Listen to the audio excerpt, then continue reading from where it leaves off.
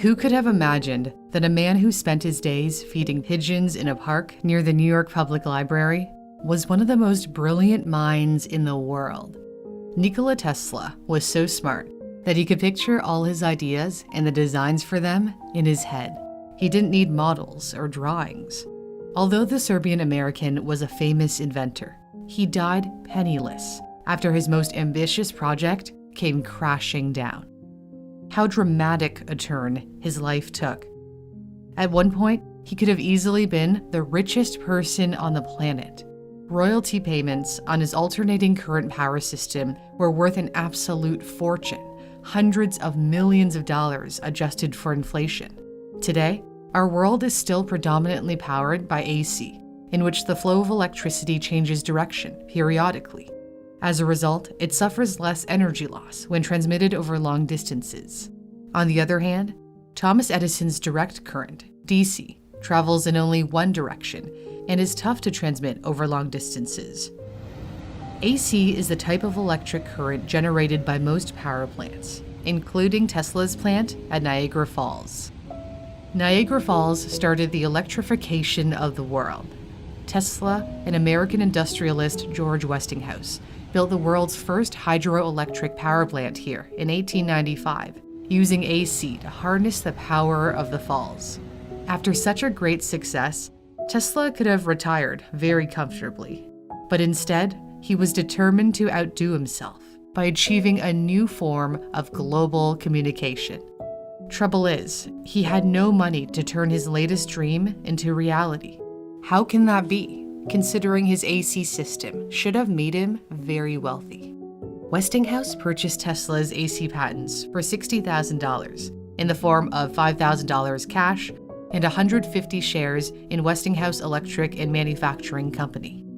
Westinghouse also agreed to pay Tesla royalties based on how much electricity he could sell, amounting to $2.50 per horsepower of electrical capacity sold. Tesla should have been rich, but he wasn't, because of his kind heart. Westinghouse's company suffered greatly as it battled Edison's company, in which Edison tried to show how dangerous Tesla's AC was. Westinghouse was nearly bankrupt.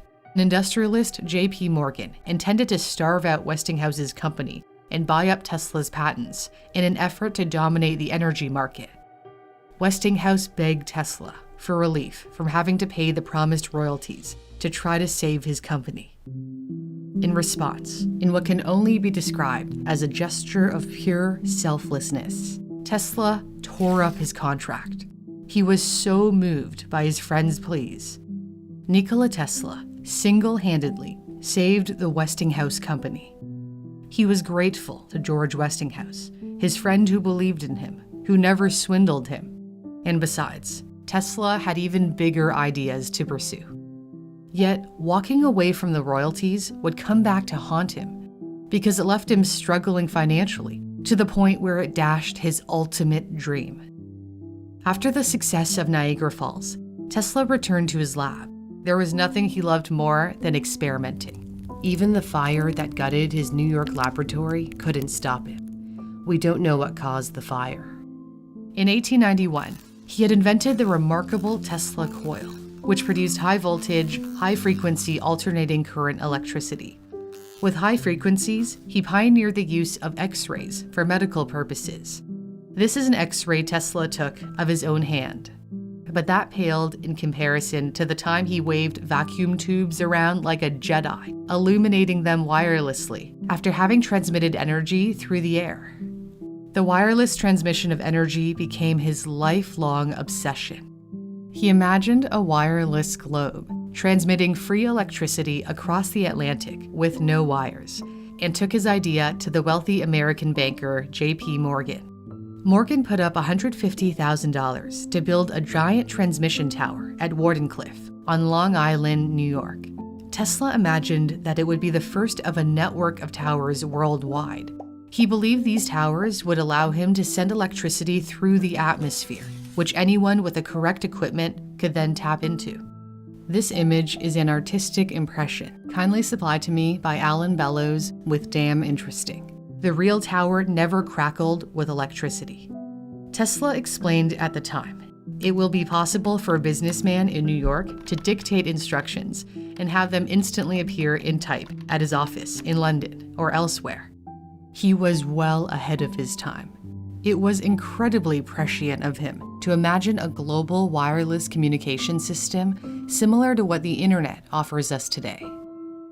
But not long after construction began in 1901, Tesla started to run out of money.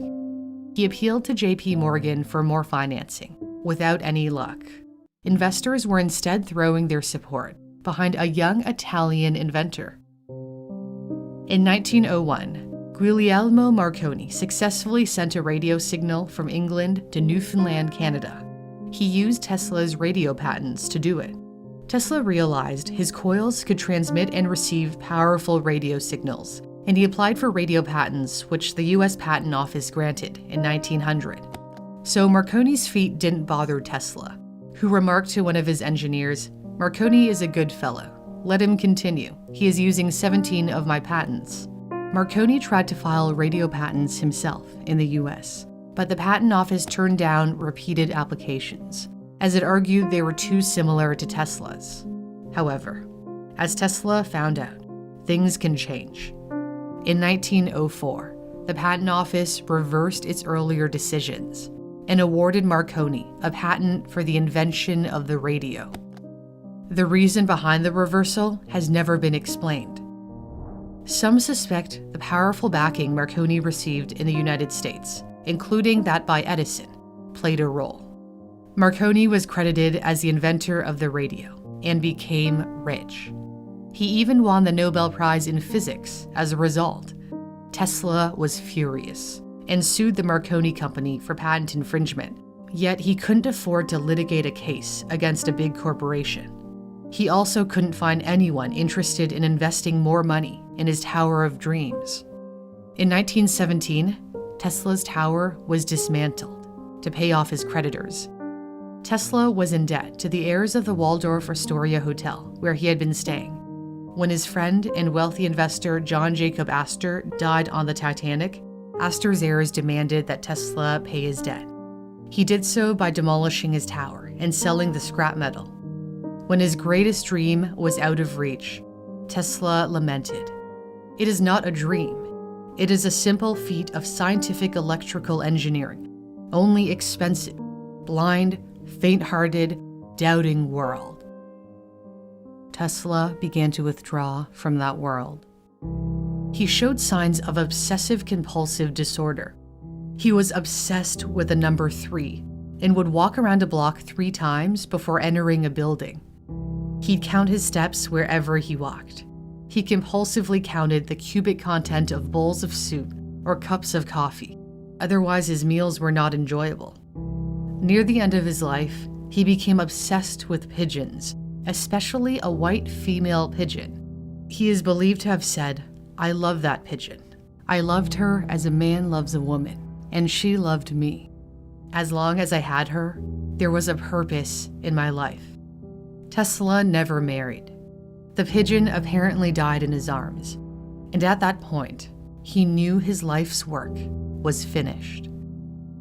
Nikola Tesla would live out the last 10 years of his life at the New Yorker Hotel, paid for by the Westinghouse Corporation, which also gave him a consulting fee of $125 a month.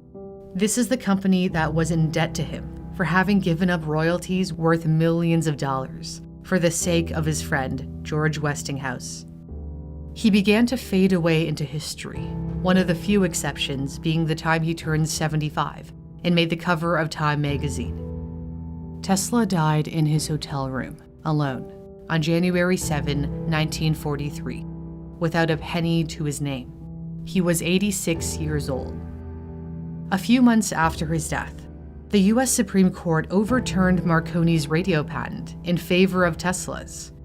But the court had a selfish reason for doing so. The Marconi Company was suing the US government for use of its patents in World War I. So the court avoided the lawsuit by simply restoring Tesla's patents. When I worked on an earlier story about Nikola Tesla, some pointed out that the forgotten genius was not an apt title. Personally, I grew up in Canada, learning much more about Thomas Edison, an American, than Nikola Tesla, an immigrant who was born in present-day Croatia. But perhaps viewers have a point, and he really isn't forgotten. Today, Tesla is once again capturing the public's imagination because an electric car company bears his name. Elon Musk's company paid homage to Nikola Tesla in 2022 with a dazzling display of drones that formed a visage of the brilliant engineer. Tesla was undoubtedly one of the most famous figures in STEM. And if you've been inspired by his brilliance and wish to brush up on your math, science, and computer science skills, Brilliant is a great way to learn interactively. And it's free for you to try out with my custom link. I personally use Brilliant to go through their logic puzzles, which I find have strengthened my reasoning skills. I know my viewers especially love their Computer Science Fundamentals course, where you can program drones in an Amazon warehouse. Their Scientific Thinking course is full of interactive exercises that will give you a solid handle on the principles of engineering and the laws of physics. In this exercise, you have to make the bridge as rigid as possible with as few beams as possible. And if you'd like to improve your math skills, I'd highly recommend the Everyday Math course, where you can see numbers in a new light, in everyday context. There's something for everyone, whether you're a student or already working. Brilliant is free for you to try out if you head to the custom link in my description, brilliant.org/newsthink. And the first 200 people who sign up with my custom link will get 20% off Brilliant's annual premium membership, which gives you unlimited access to all the course offerings, including the most advanced courses.